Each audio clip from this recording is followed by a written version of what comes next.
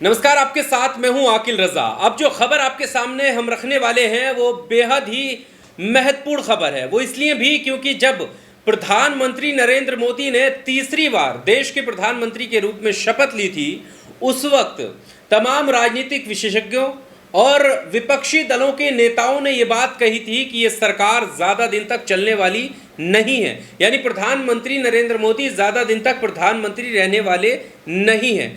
अब फिर से इस बात को प्रमुखता से सोशल मीडिया पर उठाया जाने लगा है और उसके कई आसार भी दिखने लगे हैं। अब आप सवाल करेंगे कि ऐसा क्यों है, सुनिएगा, आप पूरी खबर को विस्तार से हम आपके सामने रखते हैं।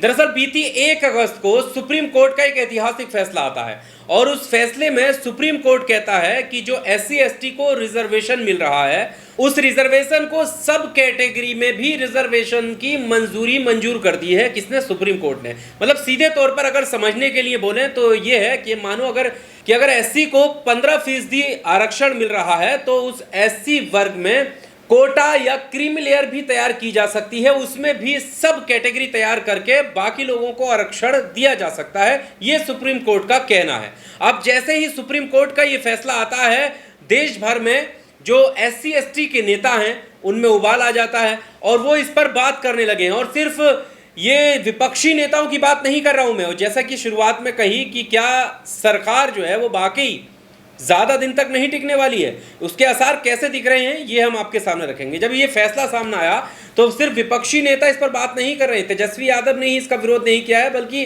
रामदास अठावले ने भी विरोध किया है और चिराग पासवान ने भी विरोध किया है, जबकि ये घटक दल हैं, सरकार के सहयोगी दल हैं।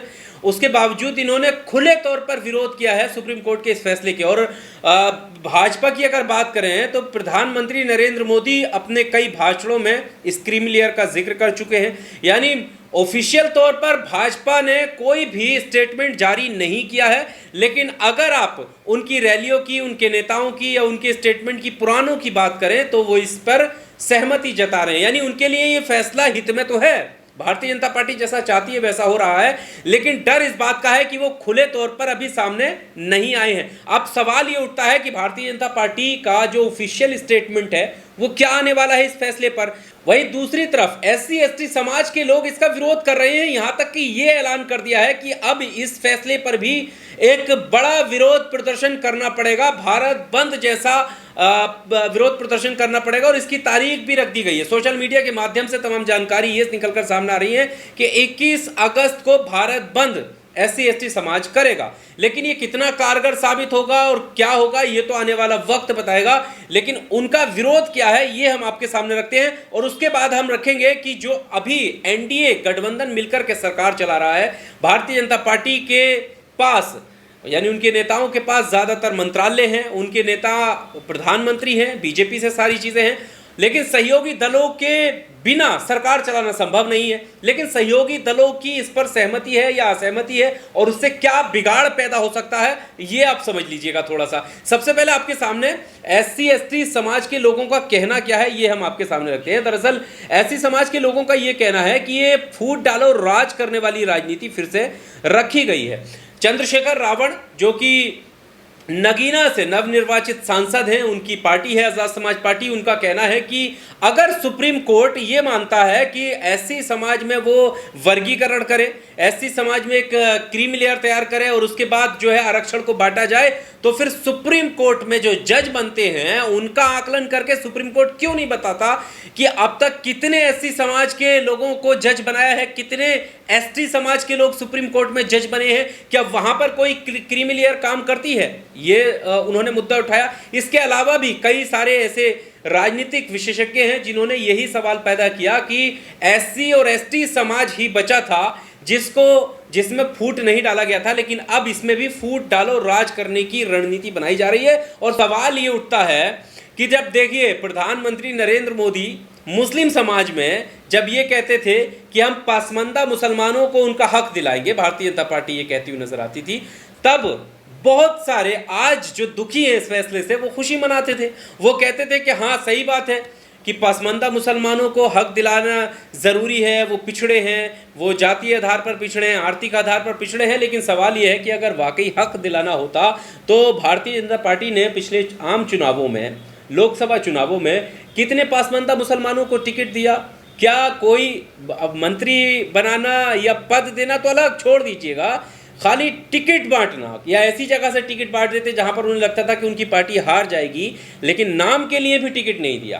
तो मुसलमान सिर्फ मुसलमान है, पासमानदा अशरफ कहना ये है आपस में बांटना। और ये बात कौन कह रहा है? ये बात अब उनको समझ आ रही है जो एससी अपने आप में एक वर्ग है, अब उसको भी वर्गीकरण किया जाएगा, तो यानी बांटने की राजनीति है। जो एससी समाज में जो अदर और छोटी कास्ट हैं, अगर उनकी बात करें तो उन्हें लगेगा कि सुप्रीम कोर्ट ने जो फैसला सुनाया है वो उनके हित में सुनाया है, लेकिन वहीं जाटप समाज है या बाकी जो समाज हैं उन्हें ये लगेगा कि नहीं, हम में भी फूट डालो राज करो वाली राजनीति सामने आ रही है और इसका फायदा उठाएंगी राजनीतिक पार्टियां। तो यही खेल खेला जा रहा है, जिसको लेकर अब जो एनडीए के सहयोगी दल हैं उन्होंने जो है सवाल खड़े कर दिए हैं। और इन सवालों से ये लगता है कि क्या एनडीए बिखर तो नहीं जाएगा, क्योंकि देखिए चिराग पासवान मंत्री हैं और चिराग पासवान ने इस फैसले का विरोध किया है। वहीं रामदास अठावले लगातार एनडीए के साथ हैं और रामदास अठावले ने भी कड़े शब्दों में विरोध किया है इस फैसले का। इसके अलावा तेजस्वी यादव जो कि विपक्ष में हैं उन्होंने भी विरोध किया है। बहुत सारे नेता हैं जिन्होंने इस फैसले का विरोध किया है, बहुत सारे नेता ऐसे हैं जो कि समर्थन कर रहे हैं। सवाल यहाँ पर यह खड़ा हो जाता है कि भारतीय जनता पार्टी का ऑफिशियल स्टेटमेंट क्या आता है? खामोशी तो ज़्यादा देर तक टिक नहीं सकती, आपको बताना पड़ेगा, आपको ये बताना पड़ेगा कि आप किसके साथ हैं। जिस तरह से पासमानदा और अशरफी का खेल खेलकर मुसलमानों को बांटने की कथित तौर पर साजिश की गई थी, अब एससी और एसटी के साथ क्या होने वाला है? और जो आरक्षण की बात कही जाती है, देखिए 15% आरक्षण मानो अगर एससी को मिल रहा है तो उस 15% में किस तरीके से एक क्रीमी लेयर तैयार करेंगे?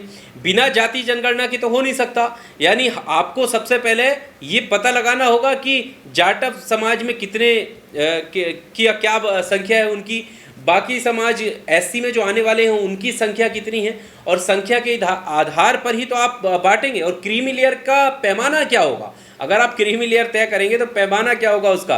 और इसमें देखिए बहुत सारे प्रोफेसर ये तक कह रहे हैं कि ओबीसी में, क्योंकि पहले ही ओबीसी में जो है सब कैटेगरी पहले से ही लागू है, तो ओबीसी में जो रिजर्वेशन है उसके आधार पर जो यूनिवर्सिटी हैं उनमें सिर्फ 4% प्रोफेसर क्यों हैं? और इन सब के बीच प्रोफेसर लक्ष्मण यादव ने एक सवाल पूछा है। देखिए सुप्रीम कोर्ट साहब की स्क्रीन पर हम रख देते हैं कि माय लॉर्ड जवाब देंगे कि असल में क्रीमी लेयर बेहद आपत्तिजनक साजिश है जो सीटें खाली रखने एनएफएस करने के काम आती है। कल तय ये ओबीसी में हो रहा था, अब एससी एसटी में भी होने लगेगा। क्या सुप्रीम कोर्ट के जज महोदय बताएंगे कि ओबीसी में क्रीमी लेयर लागू होने के बाद भी देश के केंद्रीय विश्वविद्यालयों में केवल 4% ओबीसी प्रोफेसर क्यों हैं? यानी जो क्रीमी लेयर आप एससी एसटी में तैयार करना चाहते हैं वो क्रीमी लेयर ऑलरेडी ओबीसी वर्ग में पहले से ही है, कर चुके हैं, तो फिर उसके आधार पर सिर्फ 4% ओबीसी विश्वविद्यालयों में क्यों हैं? ये सवाल कर रहे हैं सुप्रीम कोर्ट से कौन? प्रोफेसर लक्ष्मण यादव। तो यही बात कही जाती है। इन्होंने एक और टर्म का यहाँ पर इस्तेमाल किया, एनएफएस, नोट फाउंड सुटेबल। इसका मतलब है, अब ये कहाँ होता है? ये वहाँ होता है, आरोप ये लगते हैं कि नोट फाउंड सुटेबल का मतलब है कि जब सरकारी नौकरियों में जब भी आप इंटरव्यू के लिए जाएंगे तो वहाँ पर नोट फाउंड सुटेबल लिख दिया जाएगा कि आप इस नौकरी के योग्य नहीं हैं। और जब ऐसा 3 बार हो जाता है तो फिर वो सीट जो है वो जनरल कैटेगरी में चली जाती है और जो रिजर्वेशन का कोटा है वो कम होता चला जाता है। और नोट फाउंड सुटेबल एक बहुत बड़ी साजिश है। किसके साथ? एससी एसटी के साथ। क्यों? क्योंकि नोट फाउंड सुटेबल करके आप उसको नौकरी नहीं देते, ये कह देते हैं कि ये योग्य नहीं है। और जो योग्य हैं उनके साथ ये कहा जा रहा है कि देखिए ये जो है क्रीमी लेयर में आ रहे हैं, यानी इनके ये सक्षम है, ये आर्थिक आधार पर मजबूत है। वहीं कुछ लोग ये कह रहे हैं कि आरक्षण जो है वो आर्थिक आधार पर नहीं दिया जा रहा है। देखिए आर्थिक आधार पर जो आरक्षण 10% दिया है वो सामान्य वर्ग को दिया है, लेकिन यहाँ पर जो है वो भेदभाव के आधार पर, जाति के आधार पर आरक्षण दिया गया है। तो इसमें आप ऐसे कैसे कह सकते हैं, तमाम उदाहरण हैं कि जो मुख्यमंत्री रह चुके हैं उनके साथ भेदभाव हुआ है, जो देश के राष्ट्रपति रह चुके हैं उनके साथ भेदभाव हो रहा है, जो आईएएस रह चुके हैं उनकी बारातों में घोड़ी को लेकर विवाद हो रहा है। तो ये आप कैसे कह सकते हैं कि ये जो है सक्षम है और ये क्रीमी लेयर में आ गए? क्रीमी लेयर का आधार या पैमाना क्या होगा? यही बात जो है मोदी सरकार के सहयोगी मंत्रियों ने कही है, जिसमें चिराग पासवान है, रामदास अठावले हैं, और ये कहा जा रहा है कि देखिए अब जो है एनडीए आखिरी कगार पर है, अपने एनडीए टूटने वाला है और ये फैसला जो है बहुत बड़ा रोल अदा करने वाला है नई सरकार बनाने के लिए, और इसमें एससी एसटी ओबीसी एक अहम भूमिका निभाएगा, क्योंकि विरोध प्रदर्शन की कहीं ना कहीं आवाज़ उठने लगी है। अब जवाब आने की देर है कि भारतीय जनता पार्टी का ऑफिशियल स्टेटमेंट क्या होगा। आपको क्या कुछ कहना है इस फैसले को लेकर? क्या एससी एसटी में वर्गीकरण होना चाहिए? एससी के रिजर्वेशन में सब कैटेगरी होनी चाहिए? सुप्रीम कोर्ट का जो फैसला है उसको लेकर आपका क्या कुछ कहना है? कमेंट बॉक्स में आकर अपनी राय जरूर दीजिएगा। शुक्रिया।